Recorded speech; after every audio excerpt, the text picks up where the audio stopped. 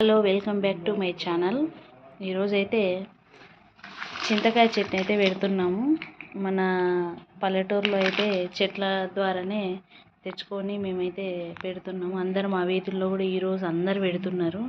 ప్రస్తుతానికైతే ఇవి అర్ధమనువు తెచ్చాం. అర్ధమనువు అంటే ఎంతనో కామెంట్ బాక్స్లో తెలియచేయండి.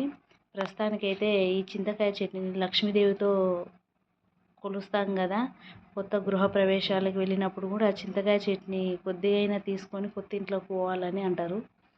ఎందుకంటే లక్ష్మీదేవితో స్వరూపమైన ఈ చింతకాయ చట్నీ ప్రతి సంవత్సరం మేమైతే కనీసం మనువు దాకా పెట్టేస్తాము. ఎందుకంటే మాకు పొలాలలో టిఫిన్ క్యారేజ్లకు అయితే తప్పనిసరి ఉండాలి. మాకు చాలామంది అయితే వీలు కాని వాళ్ళు బయట రెడీమేడ్ రూపంలో అయితే తెచ్చుకుంటారు. అర్ధమనువు ఏముంటుందంటే తెలియజేయండి కామెంట్ బాక్స్లో.